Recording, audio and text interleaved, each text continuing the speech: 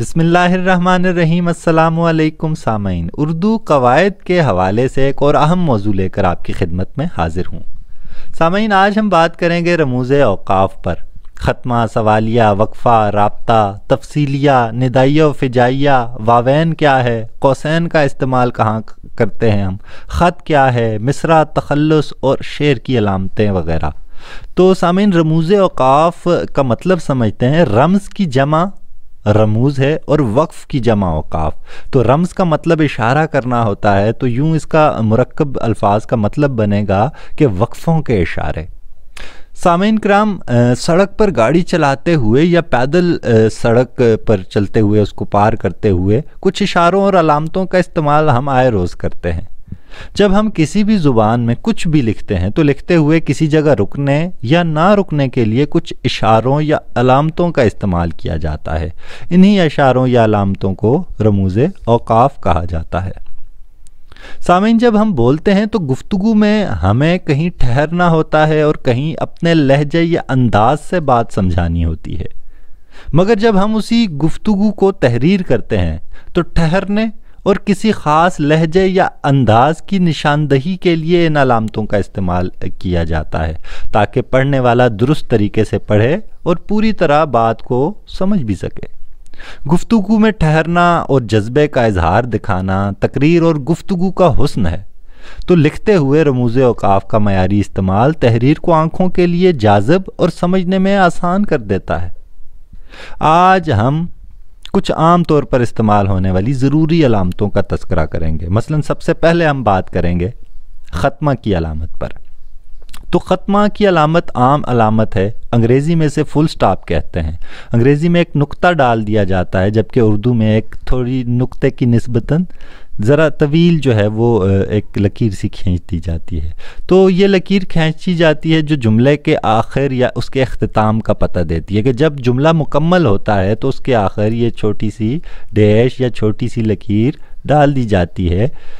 कुछ देर यहाँ रुकना होता है, यानी जब ये अलामत एक जुमला मुकम्मल होता है तो पढ़ते हुए या आप ऊंची आवाज़ में पढ़ कर किरत कर रहे हैं ऐसी किसी भी चीज़ की, तो वहाँ पर ठहरना लाजमी होता है।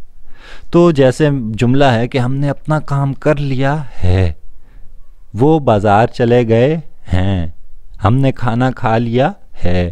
तो ऐसे सारे जुमले मुकम्मलन के आखिर में ये ख़त्मा का इस्तेमाल किया जाता है, या फुल स्टॉप जिसे अंग्रेज़ी में हम कहते हैं। तो अंग्रेज़ी मुख़फ़फ़ात में भी इसका इस्तेमाल होता है, जैसे PhD लिखते हुए PH और डॉट डालकर D लिख दिया जाता है। उर्दू में भी ऐसा लिख दिया जाता है। MA लिखना हो तो उर्दू में MA के दरमियान ख़त्मा का इस्तेमाल होता है। अगली अलामत हमारे पास है सवालिया या क्वेश्चन मार्क। तो सवालिया जुमले में ख़त्मा की जगह पर इस अलामत का इस्तेमाल किया जाता है, यानी फुल स्टॉप की जगह पर जिस जुमले में सवाल पूछा जा रहा हो, कुछ पूछा जा रहा हो, तो वहाँ पर इस अलामत का इस्तेमाल करते हैं। बोलते हुए तो हम अपने अंदाज से सवालिया अंदाज को पेश करते हैं कि तुमने ये काम क्यों किया, तो उसमें लेकिन लिखते हुए हम जो है उसकी जगह उस अंदाज को बताने के लिए इस अलामत का इस्तेमाल ज़रूरी करते हैं। क्या, क्यों, कैसे, कब। तो ये अल्फाज जिन जुमलों में आए उसके आखिर में हम क्या करते हैं, उन जुमलों के आखिर में सवालिया अलामत का इस्तेमाल करते हैं। तीसरी अलामत है हमारे पास सक्ता। सक्ता को अंग्रेज़ी में कामा कहते हैं। तो जब हल्का सा जुमले में या गुफ्तगू में या लिखते हुए हल्का सा रुकना मुराद हो, हल्का सा वक्फ़ा करना हो, सांस लेना हो, तो वहाँ पर सक्ता की अलामत का इस्तेमाल होता है। तो फितरी तौर पर एक तो अंदाज़ा हो जाता है कि अब यहाँ पर जुमला तवील हो रहा है, तो यहाँ उसको कामा लगना है, सक्ता लगना है। तो जुमले के छोटे छोटे अज्जा को ये एक दूसरे से जुदा करता है। मसलन जुमला है कि मुअल्लिम साहब आए, दरवाजे से दाखिल हुए, कुर्सी पर बैठे और सो गए। तो यहाँ पर मैं जहाँ जहाँ रुक रहा हूँ वहाँ वो मुझे कामा रोक रहा है, और वो गुफ्तगू का अंदाज़ भी यही इसी चीज़ का मुतकाज़ी है कि यहाँ रुका जाए। तो ये खूबी समझिएगा कि ये जो गुफ्तगू पे बोलते हुए भी हमें रुकना होता है और तहरीर में उस जगह पर अलामत का हमें इस्तेमाल करना होता है। तो ये बोलने का हुस्न और साथ तहरीर का हुस्न दो चीज़ें हो गई। تو جملے کے اندر ایک جیسے الفاظ کو جدا کرنے کے لیے بھی ہم کاما کا یا سکتا کا استعمال کرتے ہیں. جیسے ہم کہتے ہیں کہ عمیر، افضل اور میں کھانا کھانے لگے. تو جب ایک جیسے نام آئیں سیکوینس میں ایک تو ہم وہ کیا کرتے ہیں، ان کو ایک دوسرے سے جدا کرنے کے لیے کاما کا استعمال کرتے ہیں. اب عمیر اور افضل کو اکٹھا لکھ دیا جائے تو یوں بھی گمان ہو سکتا ہے کہ شاید عمیر افضل ایک شخص کا نام ہے. تو اس لیے عمیر پھر کاما پھر افضل، تو یعنی سے اندازہ ہوا کہ یہ دو لوگ ہیں، الگ الگ ہیں. تو کاما عام استعمال ہوتا ہے، اس کا استعمال ہمیں سمجھنا ہے. اسے اردو میں ہم سکتا کہتے ہیں. اگلی جو ہمارے پاس علامت ہے وہ وقفہ. وقفہ سامعین، اس کی علامت ایک نقطہ ڈال دیا جاتا ہے، اس کے اوپر جیسے الٹی پیش ہوتی ہے، تو سیمی کالن اس کو انگریزی میں کہا جاتا ہے. سکتا سے تھوڑا زیادہ وقف کرنا جب ہو تو وہاں یہ علامت ڈالی جاتی ہے. تو جب کاما سے تھوڑا زیادہ رکنا ہو تو وہاں ہم سیمی کالن کا یا وقفہ کا استعمال کرتے ہیں. تو جب جملے کے چھوٹے اجزاء کو جدا کرنا ہو تو کاما یا سکتا لگتا ہے، اور جب بڑے اجزاء کو جدا کرنا ہو تو پھر وہاں پر ہم سیمی کالن کا یا وقفہ کی علامت کا استعمال کرتے ہیں. تو جملے کے جیسے میں نے بتایا لمبے اجزاء ہوں تب بھی یہ استعمال ہوتا ہے. جملے میں زور یا تاکید پیدا کرنے کے لیے بھی اس کا استعمال ہوتا ہے کہ جیسے تم آؤ گے تو خوشی ہوگی، نہ آؤ گے تو صبر کریں گے. تو ایک طویل جملے کو تم آؤ گے تو خوشی ہوگی کے بعد یہ استعمال کیا کہ نہ آؤ گے تو صبر کریں گے، لیکن اپنی بات میں ایک زور یہاں زیادہ رکا گیا. یعنی تو رکنے سے ہم جب بولا جائے گا تو زیادہ دیر رک کر اس دو جملوں کے اجزاء کو فرق کیا جائے گا، اور اس سے کیا ہوتا ہے، بات میں زور پیدا ہوتا ہے جب انسان ایک جملے کے درمیان میں رک کر بات کرتا ہے. تو اسی طرح اس کا ایک اور استعمال دیکھیے گا کہ جب ہم استدراکی جملے مرکب جملوں میں استعمال کرتے ہیں، ورنہ لہٰذا اگرچہ دو بڑے جملوں کو جب ملا رہے ہوتے ہیں تو ایسے الفاظ سے ہم ملاتے ہیں کہ تم لوٹ کر آ جاؤ ورنہ میں یہ اسکول چھوڑ کر چلا جاؤں گا. تو ایسی کوئی بھی بات ہو تو ورنہ لہٰذا یا اگرچہ جیسے جملے جب آتے ہیں تو اس کے بعد بھی یہ علامت لگا دی جاتی ہے. تو نہ بھی لگائیں لیکن لگا دی جاتی ہے تاکہ سمجھنے کا موقع ملے، تھوڑا غور کرنے کا موقع ملے. تو بولتے ہوئے بھی ہم یہ الفاظ جب بھی استعمال کرتے ہیں تو اس کے بعد خودکار طریقے سے ہماری زبان رک جاتی ہے. تو ان چیزوں پر غور کیجیے. اگلی علامت ہے رابطہ. رابطہ کو کالن کہتے ہیں. دو نقطے اوپر نیچے ڈالے جاتے ہیں. اس کا استعمال بھی ہم بہت کرتے ہیں. تو کسی سابقہ خیال یا بات کی تشریح کے لیے، تو جب ایک بات چل رہی ہے اور آگے اسی کی تشریح یا اسی کے متعلق کوئی بات، اس سے متعلقہ بات یا اس سے لنک بات ہو تو ہم رابطہ کی علامت کا استعمال کرتے ہیں. جیسے ہم کہتے ہیں بقول شاعر، اور آگے شاعر کا شعر لکھ دیتے ہیں یا اس کا مصرع لکھ دیتے ہیں، تو بقول شاعر کے بعد اس کا استعمال کرتے ہیں. تو جس کا مطلب ہے کہ یہ آگے جو مصرع ہے تو یعنی اسی کی بات کی جا رہی ہے، جو شاعر کی بات کی جا رہی ہے آگے اسی کا مصرع بیان کیا گیا ہے. تو کسی نے کیا خوب کہا اور آگے اس کی بات کی جاتی ہے. تو ہم جانتے ہیں عام طور پر مکالموں میں بھی ہم استعمال کرتے ہیں. جب مکالمہ کرتے ہیں کہ لکھ رہے ہوتے ہیں یا پڑھ رہے ہوتے ہیں تو اس میں نام لکھا ہوتا ہے، آگے یہ علامت ڈالی ہوتی ہے، اوپر نیچے دو نقطے، اور اس کے آگے اس کا جملہ لکھا ہوتا ہے، اس کا کلام یا اس کا ڈائلاگ. تو اس بات کو ذرا غور کرنا ہے کہ یہاں پر تفصیلیہ کی علامت کا استعمال نہیں ہوتا ہے. اس کو رابطہ کہتے ہیں اور کالن کا استعمال ہوتا ہے.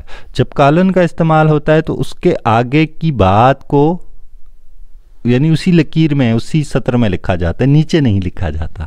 تو جملے کے متضاد حصوں کو علیحدہ کرنے کے بھی یہ کام آتا ہے. جیسے انسان اڑ سکتا ہے، جیسے انسان چل سکتا ہے، اڑ نہیں سکتا. تو چل سکتا ہے، اڑ نہیں سکتا. تو دو متضاد باتیں ہیں، تو ان کے درمیان بھی یوں کالن یا رابطہ کی علامت لگا دی جاتی ہے. تو ایک اور اہم علامت ہے اگلی، تفصیلیہ. تو نام سے واضح ہے کہ جب کسی چیز کی تفصیل دینی ہو. عام طور پر ایسے الفاظ حسب ذیل اور درج ذیل جیسے الفاظ ہم استعمال کرتے ہیں کہ لائبریری میں کتب کی، علامہ اقبال کی کتب کی فہرست درج ذیل ہے. آگے ہم تفصیلیہ کی علامت رابطہ کی ہی علامت ہے. یعنی اوپر نیچے دو نقطے ہوتے ہیں لیکن ان کے آگے ایک نسبتاً طویل لکیر ہوتی ہے، ختمہ جیسی یا ڈیش جیسی، تو وہ ڈال دی جاتی ہے اور اس کے آگے تفصیل لکھ دی جاتی ہے. تو جب تفصیلیہ کی علامت پڑتی ہے تو اس سے اگلی بات کو ہم پھر نئی سطر سے شروع کرتے ہیں. تو رابطہ اور تفصیلیہ میں یہ ایک فرق بھی ہے. اور رابطہ میں تھوڑی یا ایک تفصیل ہوتی ہے، ایک جملہ ایک آدھ بات بیان کی جاتی ہے جو پچھلی سے تعلق رکھتی ہے، لیکن تفصیلیہ میں تفصیلی چیزیں ہوتی ہیں، زیادہ ہوتی ہیں، ایک سے زیادہ فہرستیں ہوتی ہیں، تو وہاں تفصیلیہ کی علامت استعمال ہم کرتے ہیں۔ تو کچھ مثالیں آپ کے سامنے آپ کو نظر بھی آ رہی ہوں گی، آپ دیکھ سکتے ہیں۔ اگلی علامت ہے ہمارے پاس ندائیہ اور فجائیہ۔ تو ندائیہ اور فجائیہ، تو یہ جو ایکسکلیمیشن مارک ہے تو ایک لکیر ہوتی ہے، اس کے نیچے ایک نقطہ پڑا ہوتا ہے۔ تو جب کسی کو پکارنے کے لیے پکارتے ہیں کہ یا اللہ اے میرے دوست، تو اس کے آگے یہ علامت ضرور لگتی ہے۔ کسی کو مخاطب کر رہے ہوں گے، سننا بھائی، ارے بھائی، اے لوگو، تو اس وقت اس علامت کو ہم ندائیہ کہتے ہیں، یعنی پکار کے لیے، ندا کے لیے استعمال ہو رہی ہے۔ اور جب اس علامت کو جذبے کے اظہار کے لیے استعمال کرتے ہیں تو اس وقت اس علامت کو ہم کیا کہہ رہے ہوتے ہیں؟ فجائیہ۔ تو ایک ہی علامت دو مختلف جگہوں پر استعمال ہوتی ہے اور لکھتے ہوئے یہ بڑی خوبصورت بھی لگتی ہے۔ تو جب کبھی کسی کو پکارتے ہیں، اے لوگو، اے خدا، سننا بھائی، ارے، او، تو وہاں اس کا استعمال کیا جائے اور پتہ لگتا ہے کہ او بھائی، بھیا، السلام علیکم، شاباش، افسوس، اب یہ جذبے کا اظہار ہے۔ ہررا، تو ایسے کوئی بھی الفاظ ہیں جہاں جذبے کا اظہار ہو رہا ہو، غصے کا یا نفرت کا یا پیار کا، شدت کا، تو وہاں پر یہ علامت بھی استعمال ہوتی ہے ایسے الفاظ کے بعد۔ تو اگلی ایک اور اہم رموز اوقاف میں علامت ہے ہمارے پاس قوسین۔ قوسین کو ہم چھوٹی بریکٹ بھی کہتے ہیں عام الفاظ میں، اردو میں۔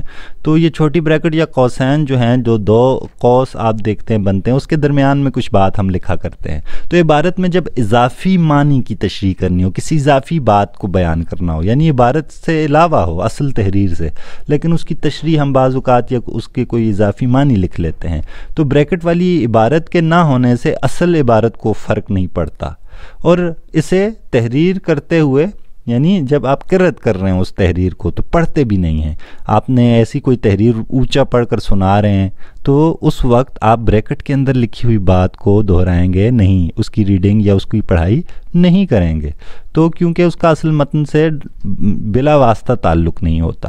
تو بعض اوقات لفظ کا مطلب وضاحت یا ہلکی سی تشریح کرنے کے لیے بھی ہم کیا کرتے ہیں؟ استعمال کرتے ہیں۔ تو جیسے ہم کیا ہے، کسی شخص کے آگے جو ہے اس کا مرحوم لکھنا ہو تو مرحوم کو بھی اس کے اندر لکھ دیتے ہیں کہ وہ شخص جس سے پتہ لگتا ہے کہ وفات پا چکے ہیں۔ ایک مثال ہے کہ ہماری زمینوں کے کاغذات جو ہمارے دادا نے وکیل کی تحویل میں دیے تھے، تو اب یہ بریکٹ میں لکھ دیا کہ جو ہمارے دادا نے تحویل کہیں بازار میں گم ہو گئے، لیکن اس جملے کو جب ہم پڑھیں گے تو یوں پڑھیں گے کہ ہماری زمینوں کے کاغذات کہیں بازار میں گم ہو گئے۔ تو اضافی چیز کو یا بریکٹ کے اندر والی بات کو پڑھا نہیں جاتا، لیکن اس کا مقصد آپ سمجھ گئے ہوں گے کہ بات کی وضاحت کرنا ہوتا ہے۔ رستم پہلوان کا پاکستان کا مشہور پہلوان ہے، تو مرحوم کو بریکٹ کے اندر لکھ دیا رستم پہلوان کے بعد۔ بعض اوقات لفظوں کے معنی لکھے جاتے ہیں جیسے میں نے پہلے بتایا۔ تو اگلی ایک اور علامت دیکھتے ہیں، لکیر یا خط ہم اسے کہتے ہیں، ڈیش بھی اس کو ہم کہتے ہیں۔ تو ایک ڈیش سی انگریزی میں ہم کہتے ہیں، خط، ایک خط بھی لکیر کو کہتے ہیں۔